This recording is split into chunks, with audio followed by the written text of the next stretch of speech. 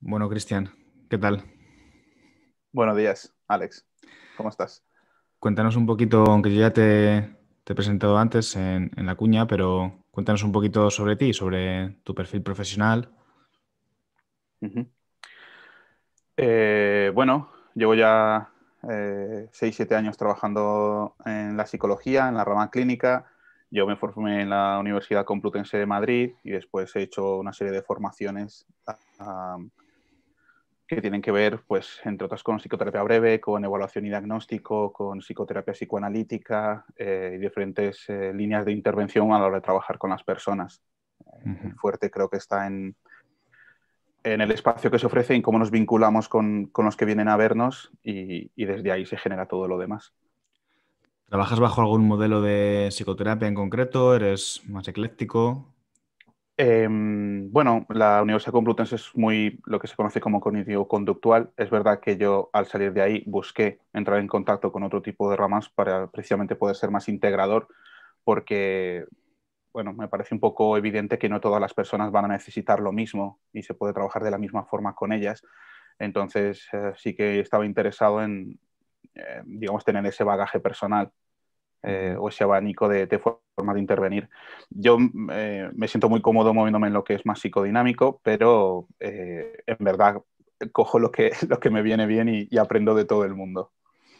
Bueno, se sale un poco del tema, ¿no? Pero yo creo que ese es un poco como yo creo que el psicólogo moderno, ¿no? No yo creo que yo le concibo como no, ese psicólogo que no está encorsetado en un modelo, ¿no? Sino que se construye su propio maletín y decide, ¿no? Ujú. Qué puede usar mejor en cada momento. Justo. O sea, quedarse en otra cosa ahora mismo que no sea eso, creo que a la larga va a ser contraproducente. No significa que no se pueda ayudar al paciente. Seguramente si viene a verte va a encontrar cosas, ¿no? Pero son llaves, son claves de acceso, son formas de intervenir que pueden facilitar, acortar los procesos, que pueden hacerlos más directos, que pueden... o sea, a la hora de trabajar creo que tiene muchas implicaciones positivas tener esa maletín, como tú dices. Hmm. Hoy quería sacarte, ¿no? Quería que hablásemos sobre narcisismo, primero porque sé que entra entre tus especialidades y segundo porque creo que es un tema que, bueno, todos, ¿no? Sabemos o tenemos una idea general sobre qué es el narcisismo, etiquetamos a nuestro vecino, a nuestro cuñado de narcisista, pero Ajá. quizás no tengamos en el fondo tan claro, ¿no? Qué le estamos diciendo, qué le estamos colocando que es. Así que la primera pregunta es quizás la más complicada porque es la más general, que es ¿qué es el narcisismo ¿Qué es exactamente? francismo? Es una excelente pregunta, Alex, Gracias. ahora que estamos hablando de esto. Eh, bueno, no es tontería lo que dices de que es algo bastante difícil de definir, más que nada porque es un concepto que además ha variado muchísimo con el tiempo. Cómo lo empezó a utilizar Freud a lo mejor hace prácticamente 100 años, de dónde lo cogió, ha variado mucho desde hasta casi de convertirse de un rasgo de personalidad a convertirse en un cúmulo de un montón de cosas, ¿no? Y se relaciona absolutamente con todo. Ujú. Entonces, acotar una definición concreta es complicado, pero podemos intentarlo. Una cosa que sí que me gustaría decir al respecto es, precisamente es un concepto que se ha popularizado tanto, a lo mejor, que no sé si incluso se debería hacer una diferencia en clínica de cómo lo utilizan las personas a la implicación clínica que tiene el concepto. Ujú. Normalmente, cuando uno ve en las personas, en tu vecino, como me estabas diciendo, cuestiones más relacionadas con el egoísmo, por ejemplo, con tomar decisiones unilaterales, con esa falta de escucha de lo que uno está intentando comunicar a la otra persona, entonces enseguida se le califica de narcisista. Y es normal porque vamos a ver que tienen como rasgos generales algunos de estos elementos, ¿no? La persona narcisista a lo mejor pues, pues tiene un patrón de grandiosidad a la hora de relacionarse con las otras personas, tiene una serie de fantasías de poder o de éxito que son relevantes y que tiene muy interiorizadas. Tiene un discurso muy autorreferencial, por ejemplo, ¿no? Donde al final todo está relacionado consigo mismo y la vivencia que hace de las situaciones, ¿no? Eh, por ejemplo, no son personas que necesariamente no puedan ayudar a otras que lo estén necesitando, pero cuando están ayudando, a lo que le da valor es a que ellos están ayudando, no a que la persona esté mal, ¿no? Ujú.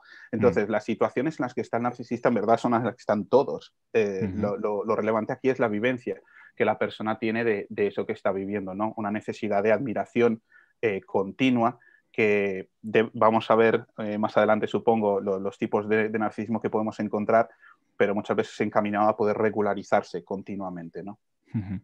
Me parece muy interesante una cosa que has dicho, ¿no? De que el narcisista puede ser una persona que ayude, ¿no? Que se muestre como voluntarioso, pero que en realidad, ¿no? Es como que la motivación, en el fondo, es un poco como desde lo que te queda a ti, ¿no? La imagen con la que te quedas tú, de Y ti la que, mismo, y la que desprendes para los la que demás. desprendes. Evidentemente, en esa ayuda también va a haber un beneficio secundario muchas veces que, ¿no? que puede venir cierto reconocimiento o cierta admiración, ¿no?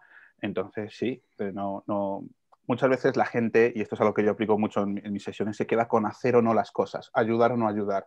Creo que lo relevante es por qué, ¿no? Oye, ¿desde dónde ayudamos? ¿Qué es lo que estamos buscando a la hora de ayudar, ¿no? Y qué es lo que mueve esa conducta, ¿no? ¿No? ¿Dejo o no dejo a mi pareja? Bueno, es que eso no es la dejo o no la dejo, es por qué, ¿no? ¿Qué es lo que a mí me está impulsando a hacer esto? ¿No? Y muchas veces nos quedamos con la decisión y no tiene que ver solo con eso. No sé si conoces, yo me acuerdo una vez, me está viniendo a la mente ¿no? El caso de una persona narcisista que conocí, ¿no? Y me acuerdo que estábamos reunidos y nos plantearon el dilema este clásico moral, ¿no? De si estás ¿no? ¿A quién salvarías? Si a una persona, o sea, si la empujarías tú o salvarías a todo el tren, ¿no? Y esta persona dijo que claramente salvaría al tren entero, ¿no? Pero yo le pregunté que por qué salvaría el tren entero y me dijo, porque sería un héroe. Entonces, bueno, yo creo que ese es un poco también el narcisista que ayuda tiene complejo de Sí, héroe, ¿no? sí, sí, sí, sí, sí. Muy, bueno, muy a colación y enseguida se ve en este ejemplo cómo anticipa la ganancia, ¿no? Y dónde se va a poder, casi que estaba escuchando los aplausos ya a la llegada del tren. Y en prensa, ¿no? Saliendo en prensa. Sí, sí, por supuesto, por Bueno, supuesto. otra pregunta que... Perdona, Sí, dime. solo en relación a esto, ojo si luego no están esos aplausos, porque ese es el tema. Cuando yo espero un trato especial, que muchas veces es donde se ubica el narcisista, y luego no aparece ese trato especial, ojo al uso de la agresividad, del rencor, de la venganza, de una serie de elementos que empiezan a intervenir cuando no se genera o no se cumple esa expectativa con la que yo funcionaba. Hay un tema, ¿no? Que es que va un poco ligado a esto, yo creo, que tiene que ver o sea, con la autoestima, ¿no? Normalmente Por autoestima supuesto. y narcisismo son como dos elementos inseparables normalmente, y una pregunta que se hacen muchas personas es, ¿el narcisista tiene alta autoestima, baja autoestima? ¿En qué quedamos? Es una muy, muy, muy buena pregunta. Yo creo que tiene que ver mucho con el origen de cómo se ha formado ese narcisismo. ¿Dónde quiero ir? La autoestima es un elemento fundamental a la hora de entender y trabajar con la personalidad narcisista. Podemos hablar, por ejemplo, en la teoría más clásica, a lo mejor, de los diferentes tipos de narcisismo que se viene dado por un elemento, a lo mejor, de primario de grandiosidad inculcado por las figuras referenciales básicas, que vienen a ser tus padres. Es decir, desde un momento primero a ti se te ha transmitido la sensación de que eres muy valioso, de que eres muy importante, de que puedes hacer grandes cosas, de que puedes, ¿no? Entonces es un ego que está hinchado. Es una persona que de verdad que puede con todo, ¿no? Y se ubica en un lugar donde espera recibir ese mismo trato de todas las personas. Y luego eso tiene un contraste con la realidad que es bastante abrupto y es donde empiezan a aparecer la serie de problemas. Pero se llama primario por eso, porque no es que sea una formación reactiva a trauma narcisista. Es decir, yo no he tenido una serie de vivencias que me han hecho sentir a lo mejor inferior a nivel mental, a nivel físico, y esto ha sido una formación reactiva, que sería otra forma donde mi ego está más pequeño, donde tengo una autoestima más baja, y yo lo que hago es tener que hincharme yo para poder afrontar y regularme. No, no, no. Aquí la autoestima es alta porque a mí me han hecho creer que soy muy importante. Es decir, ese Claro. trauma no existe en el origen. No sé si me estoy haciendo explicar. Yo te estoy entendiendo, sí, es un trauma en positivo, por así decirlo. Sí, es decir, en lo que sería la hipernarcisación primaria no hay trauma en el origen. Simplemente el trato que a mí se me ha ofrecido de mi entorno es que yo era alguien muy importante, muy especial, entonces mi autoestima está muy alta. Luego, en el contraste con la realidad, yo empiezo a tener una serie de problemas muy importantes a la hora de relacionarme, porque espero ese trato de las otras personas, porque veo que esos aplausos, esas admiraciones y esas salidas en el periódico no existen. Y eso muchas veces genera mucho conflicto, porque entonces, ¿esto es real o no es real? ¿O de qué me tengo que fiar, no? Claro, yo estoy totalmente de acuerdo, porque volviendo un poco sobre el tema de la autoestima, leemos mucho, ¿no? Yo leo muchos, incluso a veces de profesionales, hablando sobre subir la autoestima, elevar la autoestima. Yo creo que la autoestima sana, que tanto vende, es la autoestima donde tú conoces tus miserias, sabes, estás bastante ajustado a la realidad, sabes lo que pecas, las virtudes que tienes también, por supuesto, y desde ahí convives tranquilamente contigo. O sea, va más desde la aceptación y desde la integración. Y eso que estás diciendo ahora mismo, perdona que interrumpa, es algo muy importante a la hora de intervenir con la persona narcisista. Porque muchas veces he trabajado encaminado a ir ajustando a la realidad la imagen que él pueda tener de sí mismo o de cómo está funcionando en el mundo. Y tiene que ver mucho con el autoconocimiento, ¿no? En ese sentido. Claro, por lo general el problema en terapia con la personalidad narcisista es que ese bajar, ¿no?, de nivel, por así decirlo, no lo va a tolerar bien porque su identidad no está colocada ahí.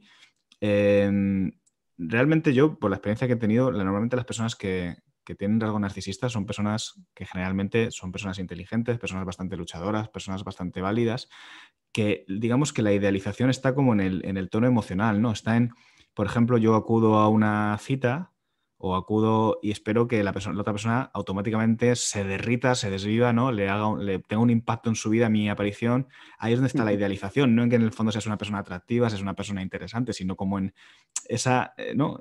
Esos ingredientes no sé, de poder, ¿no? Que son los que yo creo que contribuyen a Éxito, de ese. grandiosidad, totalmente.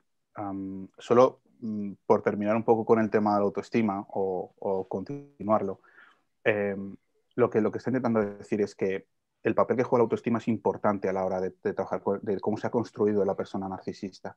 Entonces, en uno de los casos, la persona no ha conseguido, digamos, obtener una imagen valorizada de sí mismo. A mí se me ha hecho sentir pequeño y yo lo que hago es una reacción compensatoria para poder regularme. La otra persona, que es la que tiene autoestima más grande, se le ha hinchado ese ego desde el principio, ¿no? Y era lo que estaba intentando decir por si no quedaba claro. En el segundo de los casos, perdona, hablas como más, sería como más, no sería tan estructural, ¿no? Sino sería como un mecanismo de defensa, como una forma de Justo, una justo, compensación. justo, justo, Hmm. justo. Sí, eso son las famosas heridas narcisistas, vaya, ¿no? Que nos pasan a Sí, todos. sí, sí. A lo mejor el primero, ¿no? El de la imagen no valorada de sí mismo tiene que ver más cómo lo trataba Kohut, quizá, o así lo entiendo yo, y la segunda tiene que ver cómo lo trataba Kernberg, que son digamos, dos grandes choques a la hora de entender esto, pero bien, bien. Yo creo que esto es una cosa que lo podemos entender todos, ¿eh? Psicólogos, no psicólogos, quiero decir, yo creo que a todos nos ha pasado, que nos han herido de alguna manera, ¿no? Y tienes como esa necesidad de resarcirte, de decir, pues Ujú, ahora voy a ujú, ganar, ¿no? Ahora voy a. ujú, Creo que es una cosa que se ujú. puede entender bien desde ahí, pero claro, cuando te pasa como, ¿no? Imagino, yo cuando me cuentas esto pienso mucho en experiencias de bullying, por ejemplo, ¿no? Me parece que sería Sí, sí, como donde es se, buen se ejemplo. abriría esto. Ujú, ujú. De hecho, creo que también es importante la etapa evolutiva donde te coja esto, ¿no?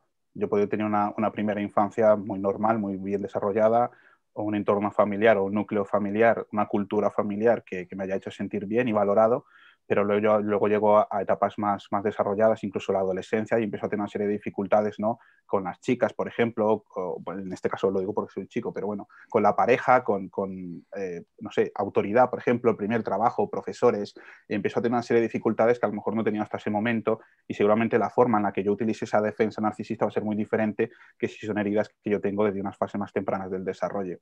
Ujú, Pero estoy de acuerdo.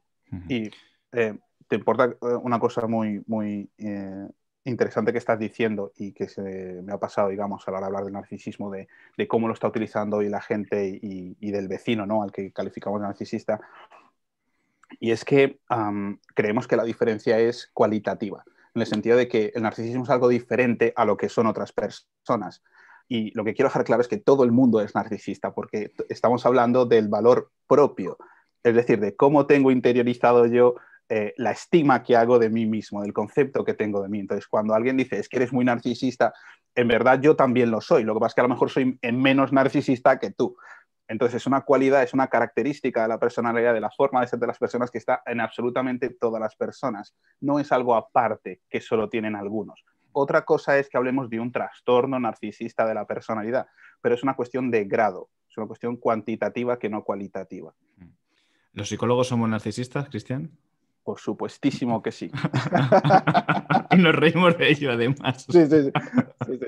Con ello, nos reímos con ello, con ello. Bueno, otra pregunta, ¿no? Yo creo que como de las clásicas, ¿no? ¿Es lo mismo narcisismo y psicopatía? No, no es lo mismo, pero tus oyentes no son los únicos que han podido relacionar estos dos conceptos, ¿no? Y es normal, porque ambos comparten algunas cosas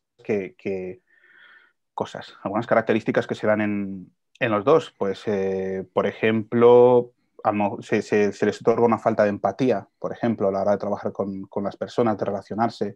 Hay una parte en la que se tiene un fin muy utilitario con la otra persona, que haces uso de, pero no es lo mismo. Yo no sé si tú conoces, a principios de 2000 hay una teoría interesante donde narcisismo y psicopatía, de hecho, son dos de las tres características junto a el maquiavelismo, que se conoce como la tríada oscura de la personalidad. Entonces, o sea, que es normal que estas cosas tiendan a aglutinarse, ¿no? Fíjate que se le llama así porque son tres componentes que generan un perfil de persona muy característico, donde hay una grandiosidad por parte del narcisismo, una falta de empatía y de sentir culpa por parte de la psicopatía, y el maquiavelismo, que nos habla un poco de ese uso utilitario que haga del otro, ¿no? De cómo manipulo a las otras personas, ¿no? Entonces, o sea, por aclararlo, que muchas veces a lo mejor lo de maquiavelismo suena un poco extraño relacionado con la psicología. Evidentemente sabemos que viene de Nicolás Maquiavelo, que escribe el libro del Príncipe, y en ese libro lo que él nos cuenta es cómo manipular a la sociedad, a los contextos sociales y a las personas para conservar el poder y el éxito. Entonces, si lo vemos desde ahí, está muy relacionado con todo lo que estamos hablando. Sí, yo lo entiendo como que el narcisista es capaz de hacer todo para tener lo que quiere, pero no tiene la necesidad de, bueno, el narcisista, cuando hablamos de un trastorno narcisista, ¿no? Que siempre hay que hacer como este matiz entre lo que has dicho, entre los rasgos, ¿no? Y el trastorno de personalidad. Un narcisista bien estructurado, con potencia, digamos que es capaz de todo para tener lo que quiere, ¿no? Pero no es sádico, o sea, no tiene esa necesidad, ¿no? De ejercer daño gratuitamente, como si lo puede tener pues eso, un perfil a lo mejor antisocial, ¿no? De personalidad. Bueno, eso es muy interesante, porque creo que también la cultura pop, por así decirlo, lo que viene a ser la serie de televisión, el cine, nos lleva a pensar que la psicopatía tiene un componente de agresividad muy alto. Y no necesariamente, puede estar, pero en verdad no es un requisito. Yo creo que las principales diferencias entre lo que vendría a ser un narcisismo y la psicopatía están, por supuesto, primero en el origen. Es decir, por parte del narcisismo estamos viendo cómo la trama relacional, es decir, el entorno en el que tú te desarrollas, va a tener un fuerte impacto en esta afección. La psicopatía, por ejemplo, es algo que muchos estudios empiezan a avalar un rasgo genético bastante importante. Entonces, creo que el origen ya es una diferencia importante. ¿Qué más? La emotividad. Tú puedes ser narcisista, pero expresas rabia, pero expresas agresividad, expresas un montón de cosas. La psicopatía tiene un perfil mucho más atenuado a nivel emocional, no expresa, no comunica, es una persona que está mucho menos conectada con su emoción. Y luego, por supuesto, la relación con el fracaso, la relación con el rechazo. Al psicópata le da absolutamente igual si tú le rechazas o no le rechazas, o la sensación de fracaso que tú puedas tener o no. Para el narcisista eso es algo muy importante, y ahí está esa herida narcisista cuando yo no recibo esos aplausos. Entonces creo que son diferencias bastante relevantes entre estos dos aspectos. La verdad es que según lo estabas contando, ahí me estaba dando miedo, ¿no? O sea, realmente es que acojona un poco, ¿no? O sea, de encontrarse Sí. una persona así, joder, yo prefiero casi al narcisista, ¿no? Sí. Que le puedes... Por supuesto. Y otra característica más, evidentemente, es la ausencia de culpa en las acciones, ¿no? Y eso es lo que a mí me limita muchas veces a la hora de actuar, que sé que voy a hacer daño a otra persona, hay un remordimiento, o como si robarme un chicle en un chino. Es decir, la cuestión, hay una conciencia, hay un super yo, ¿no? Desde donde yo vengo, que marca un poco el límite, te dice qué está bien y qué está mal. ¿Pero eso No, dices en no. el caso de la psicopatía? No, en el narcisismo, ¿no? Que hay una parte que sigue actuando de que le plantea ciertas cosas, ¿no? El psicópata no está ubicado ahí. Claro, si el problema del narcisista es que la culpa la coloca fuera, ¿no? El éxito dentro y la culpa fuera, por lo que Ujú. por eso no llega a sentir culpa, ¿no? Porque de alguna forma se explica las cosas de manera coherente con su realidad. Pero las tiene ubicadas en algún sitio. Es que ese es el Sí, tema. El psicópata no busca culpables. No le, es una cuestión de eso. le da igual, ¿no?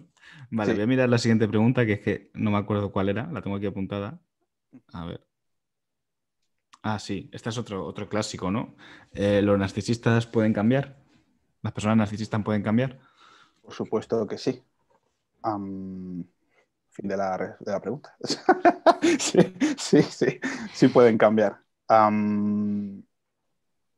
Es decir, como cualquier otro tipo de patología, en el caso de que tenga un nivel patológico, está expuesta al cambio. ¿Cómo se trabaja con el narcisista? Pues de hecho, bueno, estoy preparando una formación respecto a esto porque es que es uno de esos pacientes que muchas veces se le atragantan al terapeuta porque tienen un perfil concreto donde a lo mejor Pero no viene mucho son... no viene mucho a terapia, ¿no? El paciente narcisista. No, por eso cuando aparece hay que trabajar con él y es normal porque cuando está...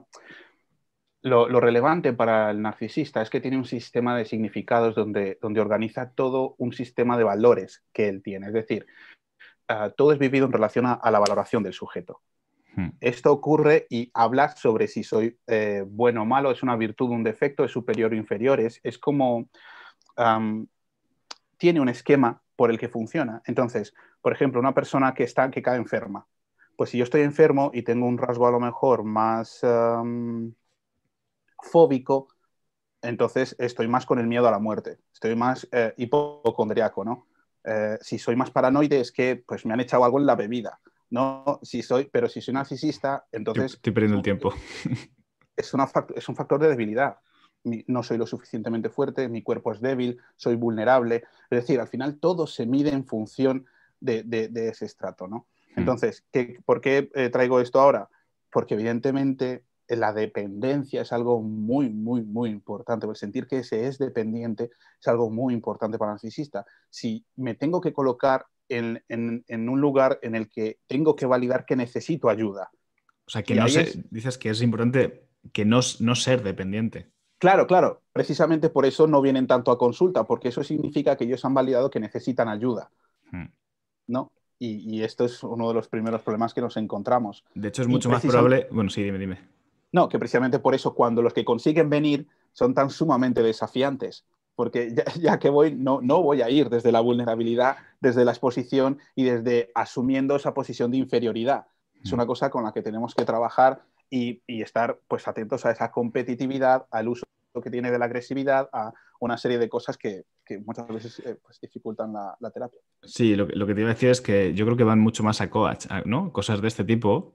Es como a optimizarme, ¿no?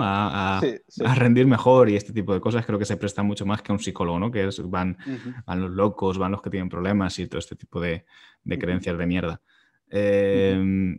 Vale, yo respecto a lo del cambio, sí, pero no, ¿vale? Tengo ahí cuando hablamos de trastornos de personalidad, porque es de lo que estamos hablando, no de rasgos de personalidad narcisistas, yo considero que la estructura de personalidad no va a cambiar. Digamos que lo que tienen que aprender es a activar y desactivar. O sea, el problema del trastorno de personalidad es justo lo que has dicho, que todo, o sea, el núcleo de personalidad reacciona de igual manera ante cualquier estímulo. Y eso es lo que no es coherente con la realidad, ¿no? Por ejemplo, si tú estás enfermo, eso no es una señal de debilidad, eso es una señal de que estás constipado. Ahí es donde veo que es como que la persona tiene que tener como manejo de su narcisismo, pero que esa persona realmente, ¿tú crees que va a dejar en algún momento de tener ese... Pero entiendo lo que me está diciendo Alex, pero entonces a lo mejor lo que deberíamos definir primero es a qué llamamos cambiar. Porque para mí Claro, que un narcisista aprenda a gestionar su narcisismo ya es un cambio. ¿Entiendes? claro, sí, Entonces, sí. si lo que tú estás hablando es que deje de ser narcisista, entonces a lo mejor no. Pero tampoco creo que ese sea el objetivo. Es decir, por eso hablaba de que es un aspecto que está en absolutamente todas las personas, como otros factores de personalidad. Eh, ¿Qué te quiero decir con esto? Que igual que yo soy narcisista, otra persona es lo que sea, ¿no? Y cada uno tenemos pues una forma en la que nos hemos conformado, en la que hemos crecido. se trata de que yo deje de ser quién soy o cómo soy, ¿no? Se trata de que yo aprenda a funcionar conmigo mismo, a regularme, a tener ese equilibrio. El otro día estaba leyendo creo que era ese libro de Hugo Bleichmar, que es una de las personas con las que yo estudié, y decía, es que ser el narcisismo equilibrado es muy jodido, es imposible, porque claro, tengo que tener el suficiente amor propio, pero, no, pero sin respetar el del otro, pero tengo que estar continuamente y es como, esto es imposible, todo el mundo tiene fases, todo oscila, no hay nada que esté estático, entonces voy a tener momentos, voy a tener facetas, pero creo que cuanto más conozca a la persona cómo funciona, le va a ser mucho más fácil construir relaciones sanas, construir relaciones de amor auténtico, de una afectividad que sea equitativa. Vale, bueno, pues yo creo que ahí estamos de acuerdo, ¿no? Yo lo he puntualizado, yo sé perfectamente a lo que te referías con el cambio, pero lo he puntualizado porque sé que lo que tú y yo entendemos por cambio no es normalmente lo que un oyente puede entender por cambiar, ¿no? Es decir, una persona narcisista no se tiene que convertir en yo qué sé, en la persona más altruista del mundo, o sea, que no hablamos por eso, por cambio, sino hablamos de flexibilidad, de adaptación, de un narcisismo bien llevado, ¿no? Básicamente. Eso es. Y quizás esa pregunta de si el narcisista cambia es una pregunta que yo me la he encontrado en el contexto de pareja, ¿no? De personas que dicen o que piensan que están con una persona narcisista, ¿no? Bueno, ¿qué pasa ahí? O sea, ¿qué nos podrías decir sobre cómo establecen vínculos, sobre todo de pareja, ¿no? Que quizás es como el motivo mayor de terapia normalmente. ¿Cómo establecen vínculos de pareja las personas narcisistas? ¿Y qué tipo de intervención se prestaría en ese tándem, ¿no? En esos tándem de pareja?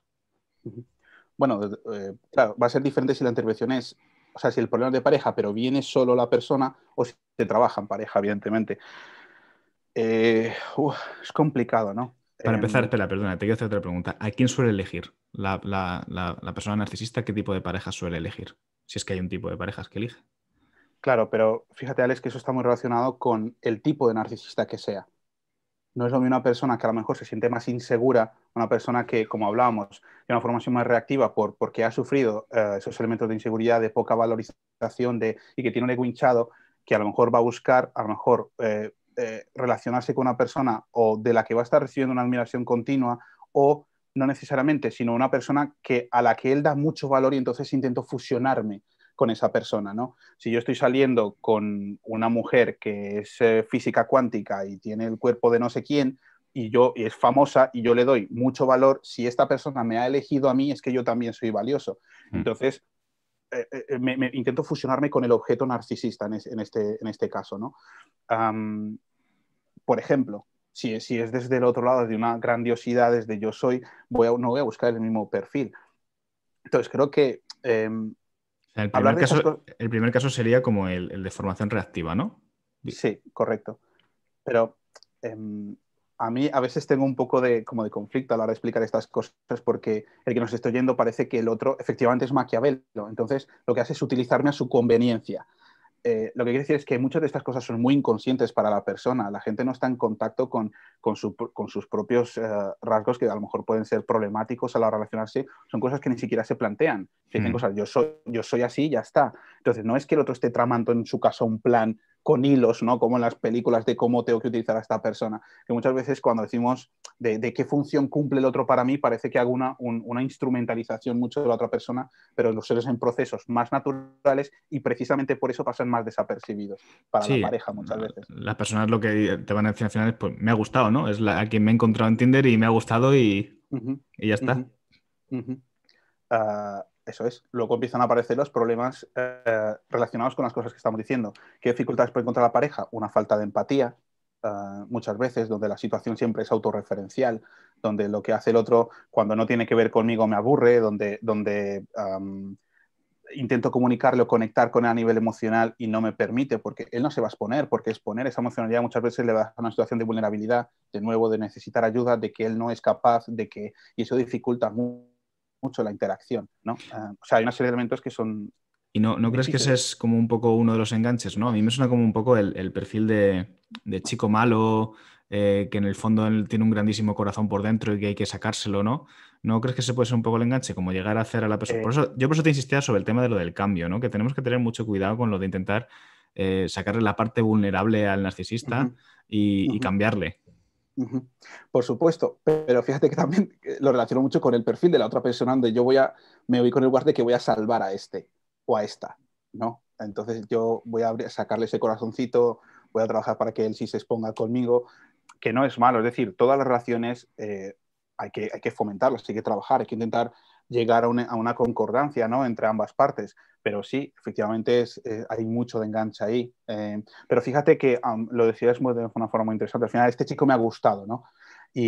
O esta chica me ha gustado, pero la cosa es, los dos, en un primer momento, los dos tipos de narcisistas de los que estamos hablando, van a intentar mostrar ese perfil de una persona segura, de una persona grandilocuente, muy confiada, ¿no? A lo mejor con mucha floritura, ¿no? Con una buena presencia. Pero fíjate que la persona que tiene esa autoestima más baja, a la larga en la relación no se va a comportar igual que la otra. ¿A qué te refieres?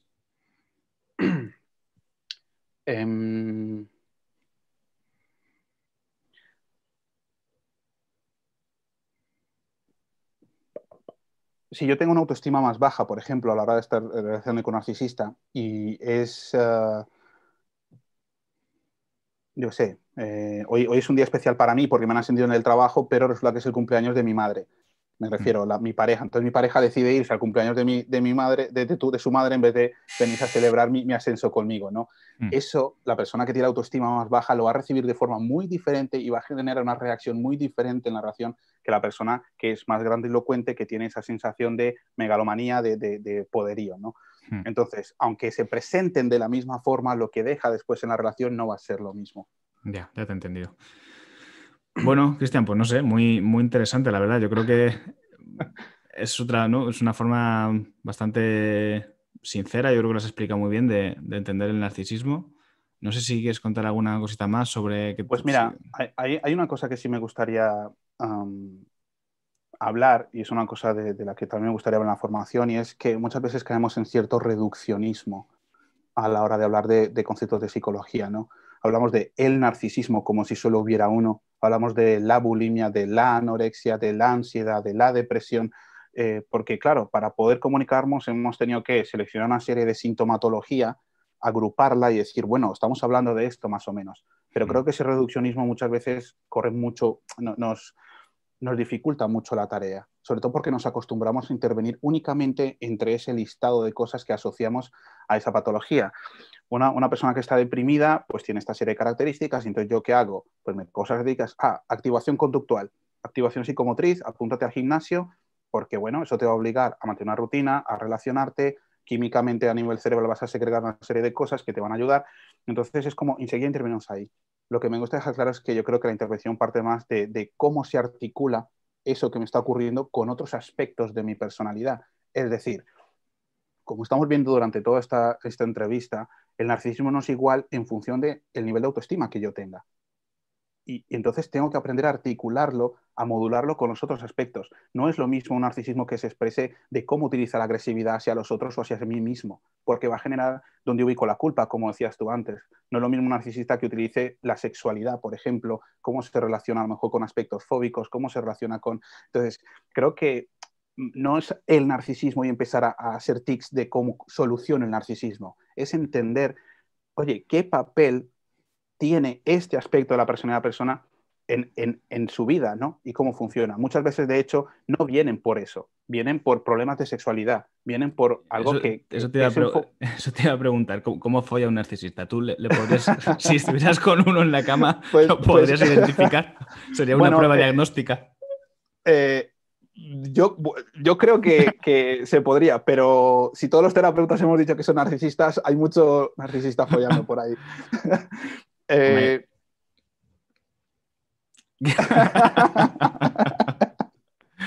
Bueno, pero entonces, ¿te quieres mojar o no te quieres mojar? No me voy a mojar. No me voy a mojar.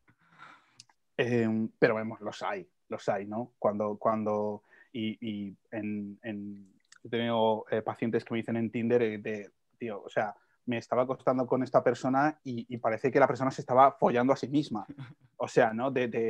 No, tampoco es que hubiera un espejo delante, pero sí era una cuestión de puro hedonismo, ¿no? Está mirando los bíceps, ¿no? Mientras... Exactamente, exactamente. Entonces, bueno, creo que hay cosas que se pueden ver en todos los aspectos, y es justo lo que quería decir.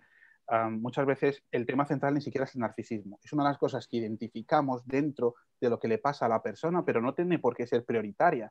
Entonces, creo que es, de nuevo, cómo se articula con el resto de factores de la persona y no tanto el narcisismo que tiene estas características, a ver cómo las solucionamos.